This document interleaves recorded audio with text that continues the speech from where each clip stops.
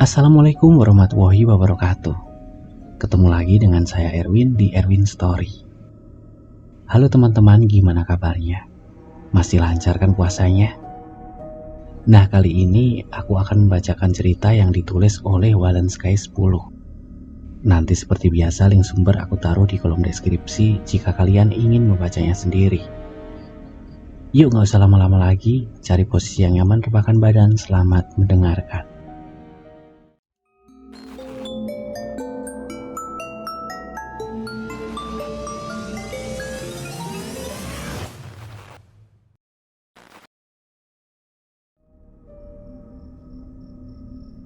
Ririn melirik jam tangannya. Hampir tengah malam. Matanya mulai berat. Tapi dia coba menahan kantuk di samping Pak Deanto yang masih fokus mengemudikan mobil menembus jalan lenggang. Mau mampir ke rumah Pak De dulu apa langsung ke rumah Yang Putri? Tanya Pak Deanto tanpa menoleh. Langsung ke rumah Yang aja deh Pak De. Ririn mau langsung istirahat. Mungkin baru besok Ririn bisa main ke rumah Pak De. Ya sudah, begitu juga boleh. Tapi ini kamu sudah yakin mau tinggal di sana? Memangnya nanti kamu gak iseng sendirian? Enggak lah Pak De, kan ada Mbak Pur. Lagi pula hitung-hitung sekalian Ririn bantu rawat rumah Eyang selama tinggal di sana. Iya, tapi Mbak Pur itu kan sudah gak tinggal di situ sejak Eyang meninggal. Dia cuma sekali datang untuk bersih-bersih rumah. Gak apa-apa Pak De. Ririn tidur sendiri juga berani kok. Pak Deanto mengangguk paham. Dia terlihat ingin kembali bicara. Namun seperti ada sesuatu yang membuat kata-katanya urung terucap. Tak lama berselang keduanya tiba di sebuah pelataran rumah yang cukup luas. Setelah memarkir mobil lalu membongkar isi bagasi, kini mereka telah berdiri persis di depan pintu. Pak Deanto segera membuka kunci lalu membentangkan pintunya lebar-lebar. Tapi bukan langsung masuk. Lelaki tinggi kurus itu malah diam. Kakinya seperti berat untuk melangkah. Matanya jelalatan seolah mencari sesuatu di sana. Ya sudah Rin, Pak De pamit dulu ya, sudah malam. Kamu langsung istirahat saja, ucap Pak Deanto yang masih bertahan di depan pintu. Iya Pak De, terima kasih sudah menjemput dan mengantar saya sampai sini. Pak Deanto kembali diam. Ririn heran, kenapa sih dia? Sudah berapa kali Pak Deanto begitu? Namun akhirnya lelaki itu melontarkan ucapan yang sejenak tadi seperti tertahan. Rin, kalau nanti kamu gak betah, gak usah dipaksa ya. Maksudnya gimana Pak De? Pak Deanto tersenyum, seakan ingin memendam rasa heran yang tersirat dari pertanyaan Ririn barusan. Enggak apa-apa. Ya sudah, Pak De pamit dulu. Jangan lupa main ke rumah. Tanpa banyak bicara lagi, Pak Deanto berbalik menuju mobilnya, lalu meluncur pergi sambil melambaikan tangan. Kini tinggal Ririn sendiri yang masih heran dengan sikap adiknya barusan. Tapi hawa dingin yang menusuk membuatnya tak betah berlama-lama di luar. Dia segera masuk sambil membawa semua tasnya. Kemudian ia menyalakan lampu, lalu sebentar berdiri memandang sekeliling. Rumah ini tak banyak berubah. Semua masih sama pada tempatnya. Matanya tertuju pada 3 kamar yang berjajar dekat ruang tamu. Kemudian dia mendekati kamar paling depan lalu membuka pintunya pelan-pelan. Kamarnya begitu gelap. Bau kayu tua menyuguhkan aroma khas yang begitu dia kenali. Tangannya langsung meraba dinding kayu mencari saklar lampu. Nyala lampu yang redup menyuguhkan suasana remang Tapi itu sudah cukup bagi Ririn untuk memperhatikan kamar eyang itu. Sebuah ranjang besi model lama berhiaskan kelambu bersanding lemari kayu jati dengan cermin oval pada pintunya, lalu meja kayu dan bangku pasangannya, serta kursi goyang tua berukir yang menghadap ke arah jendela. Ranjang besi itu membangkitkan kenangan lama, nostalgia tentang Eyang Putri yang mempelai rambutnya sambil bersenandung hingga dia tertidur waktu dia masih kecil.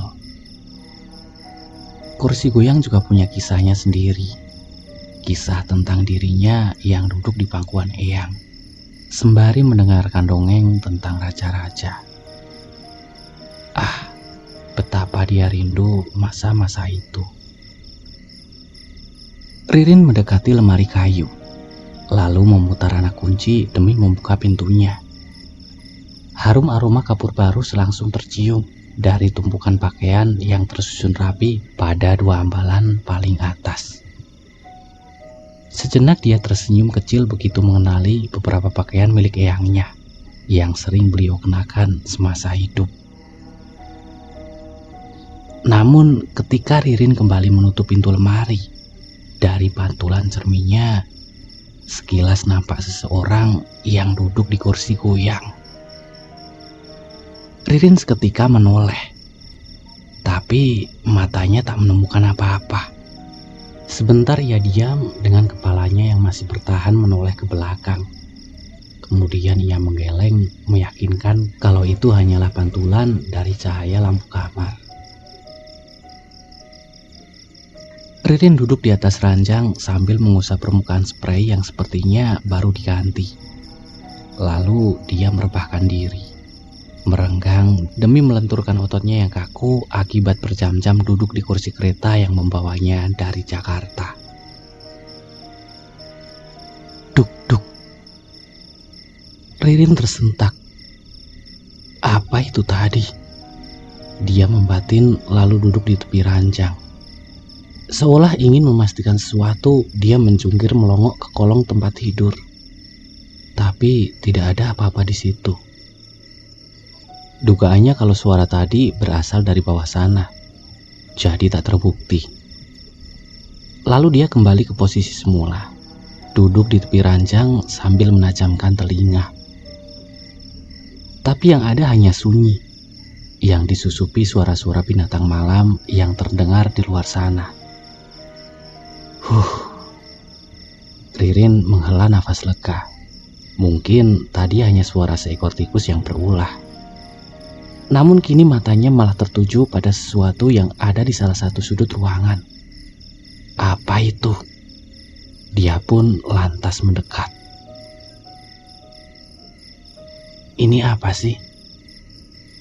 Ririn bertanya dalam hati sambil berjongkok di hadapan sejumput kembang kering dan bekas bakaran dupa yang ada di dalam sepucuk daun pisang yang telah menguning. Ririn tak tahu itu apa, namun dia tidak suka. Semua benda itu terlalu aneh untuk ada di dalam kamar. Dia pun lantas hendak menyingkirkannya. Namun belum sempat ia memungutnya, mendadak ponselnya berdering. Ada nama ibu yang muncul pada layarnya. Halo, Rin, kamu sudah sampai? Tanya ibu di seberang sana. Sudah bu, baru saja. Rin berbalik lalu kembali duduk di atas ranjang. Dibukanya tas untuk mengambil beberapa helai pakaian dari dalamnya. Kamu sekarang sama siapa? Tanya ibu lagi. Sendiri, Pak Deanto sudah pulang. Oh ya sudah, mending kamu langsung istirahat. Beres-beresnya besok saja. Iya bu. Oh iya Rin, ibu mau kasih tahu. Besok ibu berangkat ke Kalimantan. Jadi mungkin selama beberapa hari kita nggak bisa teleponan. Soalnya di sana susah sinyal. Maklum di tengah hutan. Berapa hari bu? Sekitar 2 minggu. Kamu baik-baik ya di situ. Makan yang teratur. Jaga kesehatanmu. Pesan ibu, kamu harus bisa mandiri. Jangan sampai merepotkan orang lain.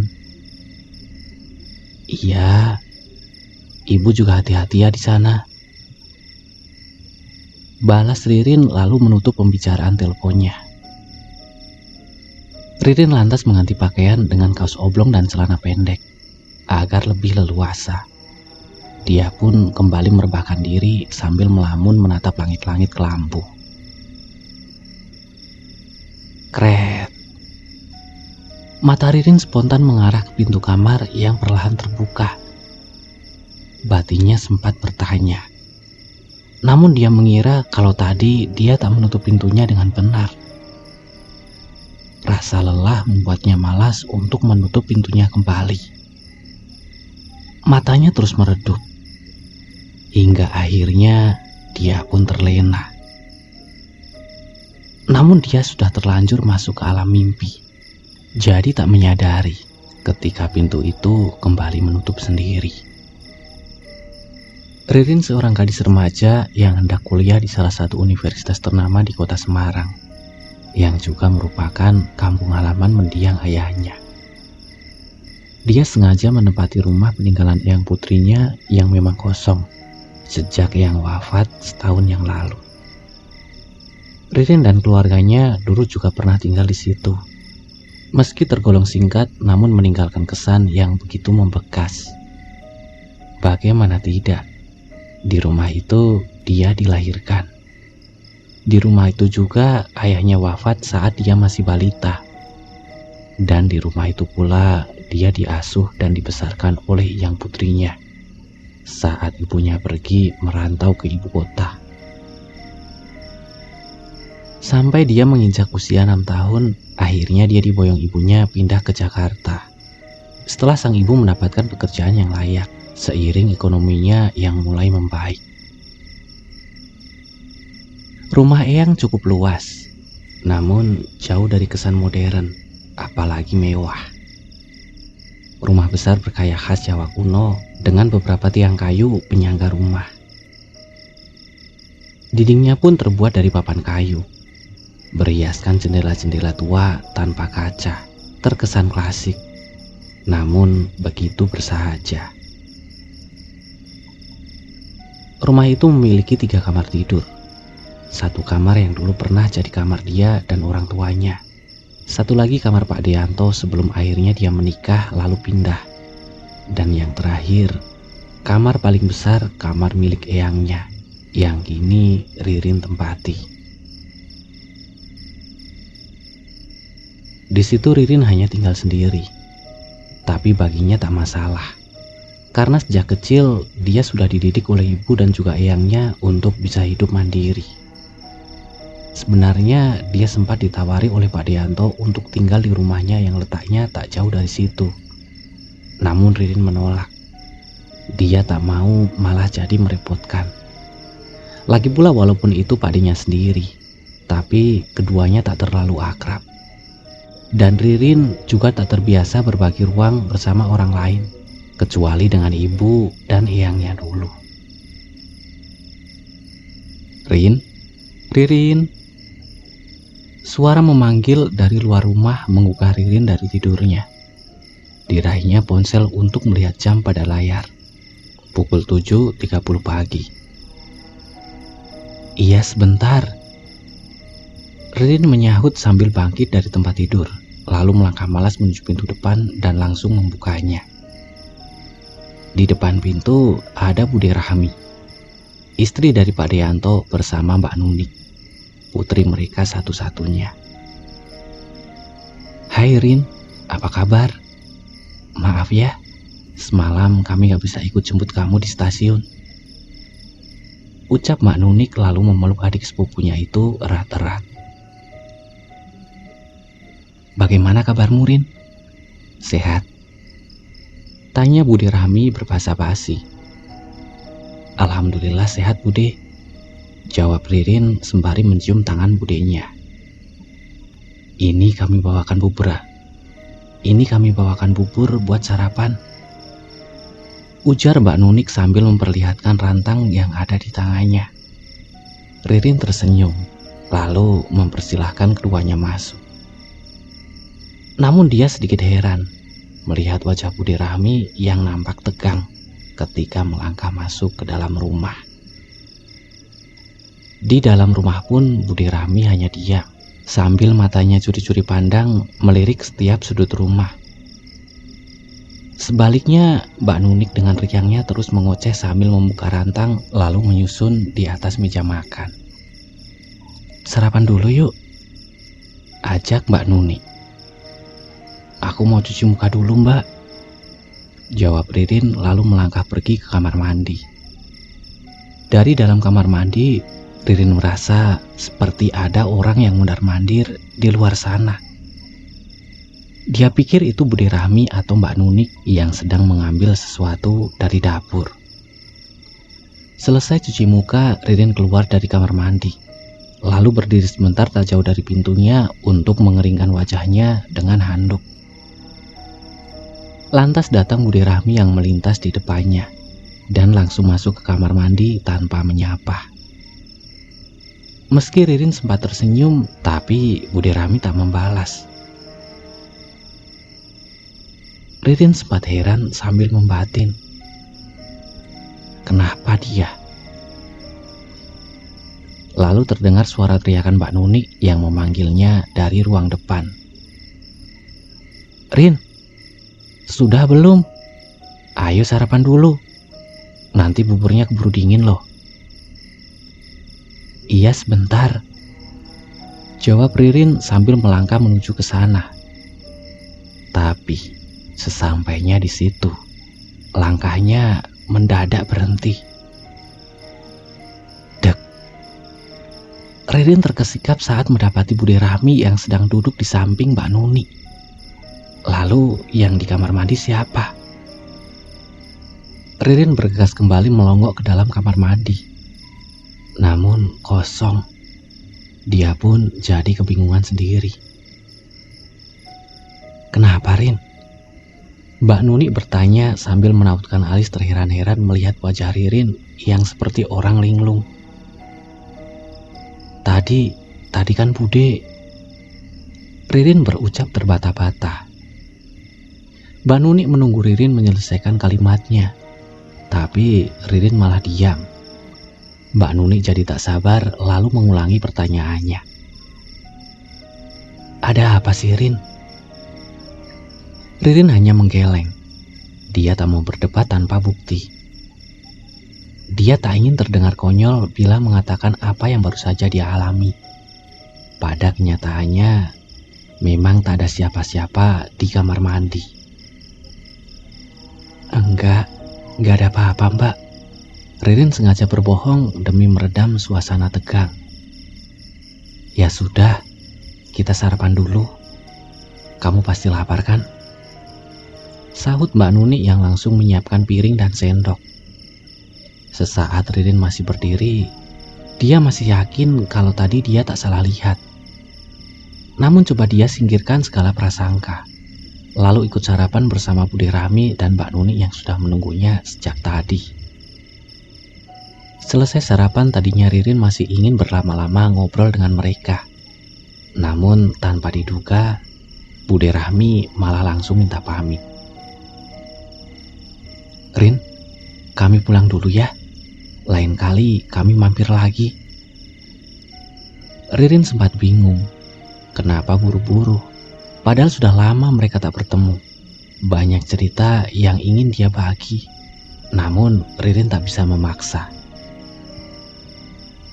"Iya Bude, makasih ya sudah bawakan sarapan." Bude Rahmi hanya mengangguk pelan. Tapi wajahnya kini nampak pucat. Matanya tak henti-henti terus melirik ke arah kamar Eyang sebelum akhirnya dia dan Mbak Nuni pergi, meninggalkan tempat itu. Tapi belum lama Ririn menutup pintu, kembali terdengar suara seseorang mengucap salam di depan rumah. "Assalamualaikum." "Waalaikumsalam." Ririn membuka pintu dan langsung memekik gembira. melihat seorang wanita setengah baya berwajah teduh yang berdiri di depan pintunya. "Mbak Pur, ya Allah, apa kabar?" "Baik Mbak Ririn," balas Mbak Pur tak kalah senang. "Ayo masuk, lama banget ya kita nggak ketemu." "Iya Mbak, barusan Bude Rami sama Mbak Nuni juga dari sini, baru saja pulang." "Iya Mbak, tadi sempat ketemu kok di jalan." Sebentar saja mereka telah larut dalam obrolan hangat penuh canda tawa. Keduanya memang saling mengenal. Mbak Pur sang pembantu rumah tangga dulu juga pernah ikut mengasuh dan membesarkan Ririn. "Mbak Pur, mau nggak tinggal di sini lagi? Temenin saya," pinta Ririn. "Mau sih Mbak, tapi saya nggak bisa. Saya mesti ngomong cucu," jawab Mbak Pur. "Hah? Mbak Pur sudah punya cucu?" Ririn melongo saking terkejutnya. "Iya Mbak, si Wati kan sudah nikah, belum lama dia lahiran," timpal Mbak Pur terdengar bangga. "Ya Allah, si Wati." Ririn langsung teringat sosok Wati, anak perempuan Mbak Pur yang dulu jadi teman masa kecilnya. "Paling saya bisa sesekali datang aja Mbak, bantu-bantu bersih-bersih rumah. Selama ini juga begitu." Mbak Pur coba menawarkan solusi. "Ya sudah, begitu juga gak apa-apa," balas Ririn sambil melirik bungkusan yang sejak tadi Mbak Pur bawa. "Itu Mbak Pur bawa apa?" Ditanya begitu Mbak Pur jadi gugup. Tapi akhirnya dia perlihatkan isi dalam bungkusannya. "Kembang sama dupa Mbak, untuk ditaruh di kamar Eyang. Ini dulu biasa dilakukan Eyang semasa hidup. Dan sebelum wafat, beliau sempat wanti-wanti pada saya supaya ini tetap dilakukan. Ya saya cuma melaksanakan wasiat Eyang saja." "Oh gitu." Ririn mengangguk paham. Namun dia heran. Seingatnya dulu tidak pernah melihat Eyang melakukan hal itu. Namun dia lantas berpikir, mungkin dulu dia tak terlalu memperhatikan, karena usianya yang masih amat balita. Lalu Mbak Pur minta izin untuk meletakkan semua benda itu di dalam kamar. Ririn yang penasaran pun mengizinkan lalu mengikutinya dari belakang. Mbak Pur dengan sekatan menyusun semua benda-benda itu. Dia menaruh sejumput kembang bersama 3 tangkai dupa yang langsung dia bakar. Dan diletakkan sedemikian rupa di atas pucuk daun pisang menggantikan yang lama. "Itu untuk apa sih Mbak?" tanya Ririn tak kuasa menahan rasa penasaran. "Nggak tahu Mbak, dari dulu saya cuma menjalankan perintah Eyang saja. Nggak berani bertanya-tanya." "Memangnya harus ditaruh di sini ya Mbak? Apa nggak bisa ditaruh di tempat lain? Atau sekalian di luar saja? Nanti saya bisa sesak napas loh," protes Ririn. "Maaf Mbak, sesuai amanat Eyang memang harus di sini. Tapi nanti sebentar dupanya juga habis kok. Kalau sudah begitu jangan dibuang ya Mbak. Biar nanti saya yang urus," jelas Mbak Pur. Ririn mengangguk, dengan hidungnya berkerut mencium asap dupa yang begitu menyengat. Setelah selesai, Mbak Pur pun pamit sambil berjanji lain waktu dia akan datang lagi. Esok harinya Mbak Nuni kembali datang. Tapi dia hanya sendiri. Bude Rami tidak bisa ikut, karena beliau mendadak sakit sepulangnya dari situ kemarin. "Bude sakit apa Mbak?" tanya Ririn. "Kayaknya sih masuk angin. Kemarin sepulang dari sini, ibu langsung muntah-muntah gak karuan. Tapi sudah dibawa bapak ke dokter. Sekarang ibu lagi istirahat di rumah." "Ya ampun, mudah-mudahan Bude lekas sembuh ya." "Iya, sebenarnya kemarin bapak keberatan kalau kami datang ke sini. Soalnya Bapak masih trauma. Memangnya kenapa, Mbak? Tanya Ririn yang jadi penasaran. Waktu itu Bapak sengaja menginap di sini sehabis tahlilan 40 harinya Eyang. Tapi Bapak malah jadi sakit. Seminggu baru bisa sembuh. Sejak itu Bapak gak pernah mau masuk ke sini lagi. Jelas Nuni. Ririn tertegun. Cerita Mbak Nuni terdengar janggal. Tapi hal itu jadi menjelaskan kenapa malam itu Pak Deyanto tak masuk ke dalam rumah. Namun belum selesai Ririn membatin, Mbak Nuni kembali menyampaikan hal yang lain. Maaf ya Rin, aku gak bermaksud nakut-nakutin kamu. Sebenarnya sudah lama kami gak masuk ke rumah ini. Soalnya sejak Eyang meninggal, rumah ini hawanya jadi lain. Sering ada yang aneh-aneh. Aneh gimana Mbak? Sejenak Mbak Nuni tengok-tengok seolah apa yang hendak disampaikannya adalah rahasia. Dia mendekati lalu berbisik lirih dengan mimik wajah yang serius. Lampu rumah sering mati sendiri. Lalu airnya kadang gak mau keluar. Tadinya kami kira ada yang rusak. Tapi setelah diperiksa, semuanya normal-normal saja. Masa sih Mbak? Sahut Ririn minta diyakinkan. Iya, tapi itu belum seberapa. Ada yang lebih aneh lagi.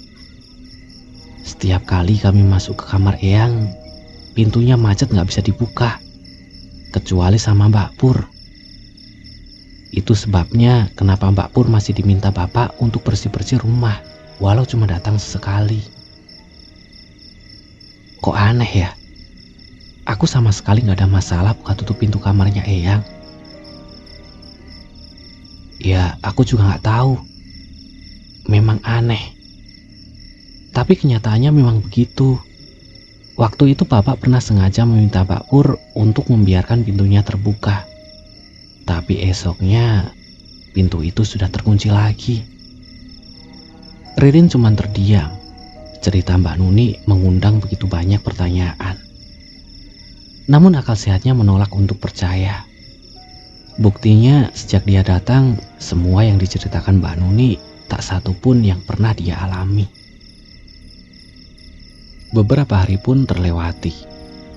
Ririn mulai tenggelam dalam kesibukan masa-masa awal kuliahnya. Tapi selama itu, Budi Rahmi dan Pak Deyanto belum pernah datang lagi. Hanya Mbak Nuni yang sekali mampir sambil membawakan makanan atau sekedar menemani ngobrol. Mbak Pur juga beberapa kali datang. Selain untuk bersih-bersih, dia datang sambil membawa kembang dan dupa untuk menggantikan yang lama. Ririn yang awalnya merasa tak nyaman, kini makin terbiasa. Aroma dupa yang menyengat kini jadi makanannya sehari-hari. Tapi Mbak Pur sempat cerita kalau sebenarnya Pak Deyanto sudah melarangnya untuk melakukan hal itu. Namun demi rasa patuhnya pada Eyang, dia nekat untuk tetap melakukannya, meski secara sembunyi-sembunyi. Hingga malam itu, Ririn begitu kelelahan. Aktivitas barunya di kampus sungguh menguras energi. Rasa letih membuatnya ingin langsung tidur. Tapi tugas kuliahnya telah menunggu sentuhan tangannya. Dia pun ingin segera menuntaskannya agar bisa cepat merebahkan diri menyatu dengan kasur. Kini di dalam kamarnya, dia sudah duduk tenggelam dalam tumpukan kertas dan buku-buku di atas meja. Tapi belum lama begitu, mendadak lampu kamarnya mati. Ririn mengutuk kesal, lalu meraih ponsel guna menyalakan senter. Aduh, kenapa sih? Namun belum sempat dia bangkit dari duduknya, dalam gelap telinganya seperti mendengar sesuatu yang berderit. Kret, kret. Ririn membisu. Cahaya ponsel langsung diarahkannya ke kursi goyang. Dia yakin kalau suara tadi berasal dari benda kesayangan Eyangnya itu. Bulu kuduknya mendadak berdiri. Apa aku tak salah dengar? Dirinya coba meredam pikiran yang tidak-tidak, tapi suasana sunyi dan gelap malah membuat rasa takutnya makin bertumbuh. Sejenak dia menunggu, walau sebenarnya tak tahu apa yang dia tunggu. Tapi Ririn tak mau lama-lama begitu. Dia segera bangkit, lalu memindahkan kursi itu ke ruang tamu. Namun tepat di saat dia kembali ke kamarnya, lampunya mendadak menyala lagi. Dia pun lega. Tapi betapa kagetnya dia saat melihat siluet orang yang sedang duduk di tempat tidur, samar berbayang dari balik lampu. Ririn terdiam kaku di depan pintu. Kakinya mendadak lemas. Jantungnya berdetak keras. Batinnya perang.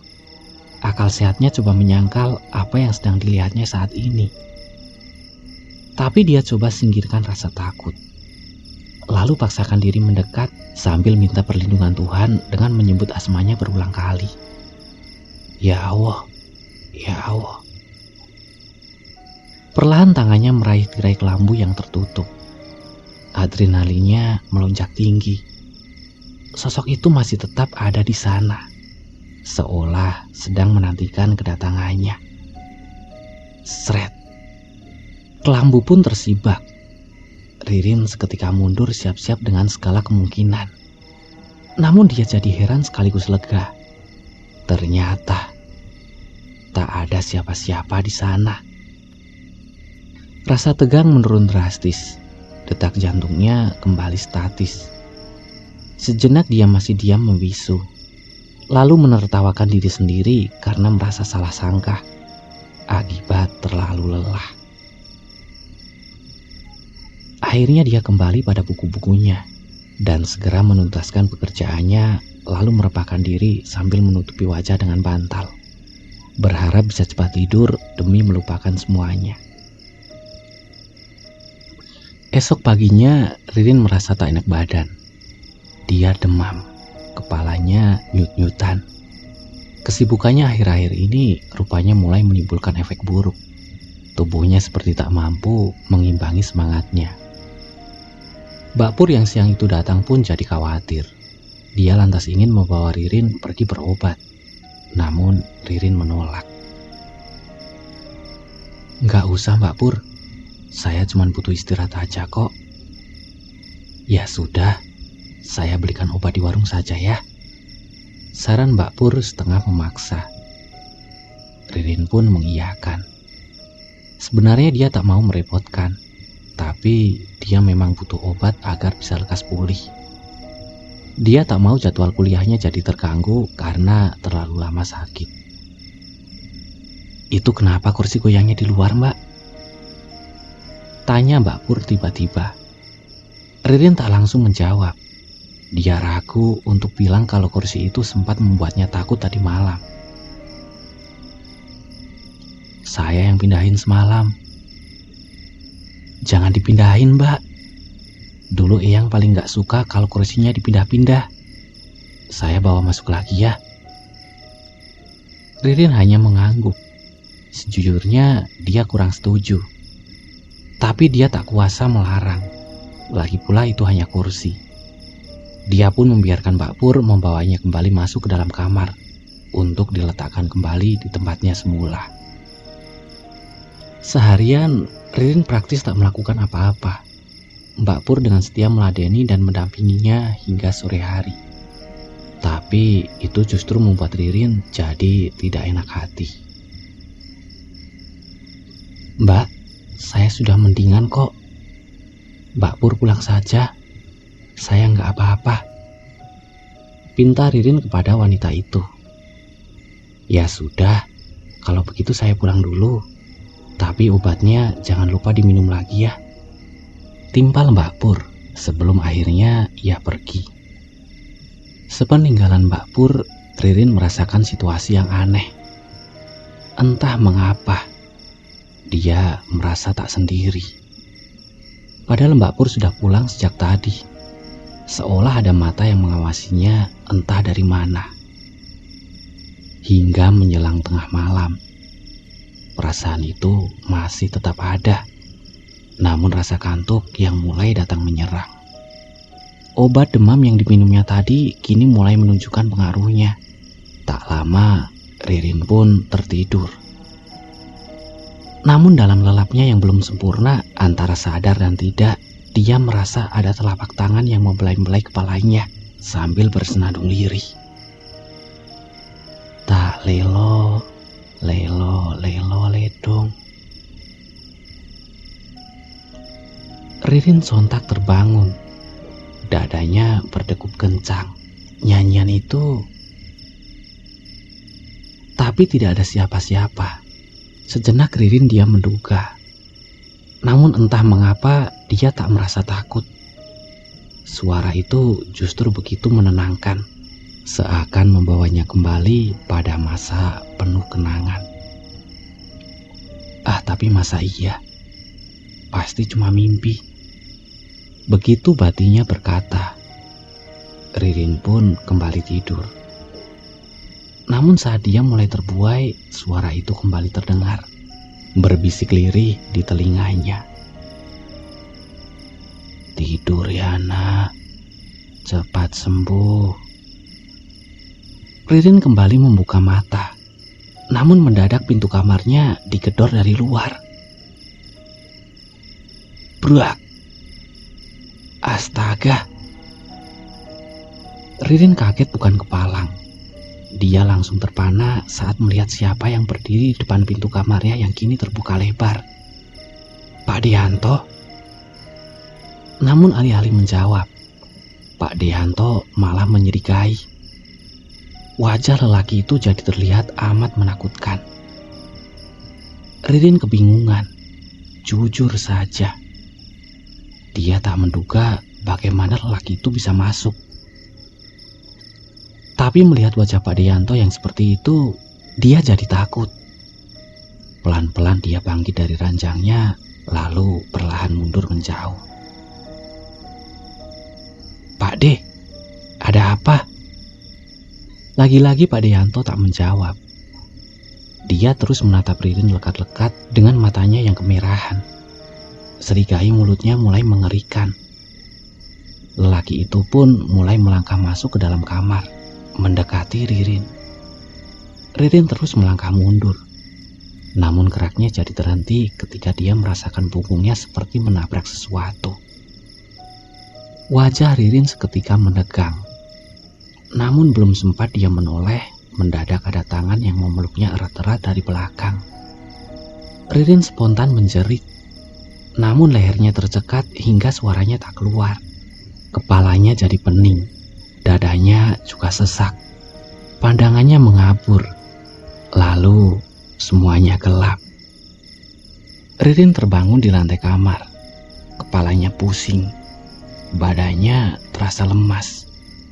Matanya langsung tertuju pada pintu kamar yang terbuka lebar. Terbayang kembali peristiwa yang dialaminya tadi malam. Belayan lembut, senandung lirih, Pak Deanto yang tiba-tiba datang, dan sesuatu yang memeluknya dari belakang. Apa yang sebenarnya terjadi?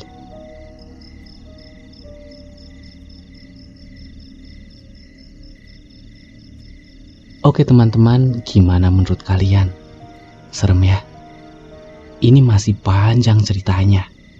Jadi aku jadikan 2 part ya. Oke, aku Erwin, sampai ketemu di cerita selanjutnya. Jangan lupa like, share, dan subscribe ya. Nyalakan juga loncengnya, agar tidak ketinggalan cerita-cerita horor lainnya dari channel ini. Terima kasih.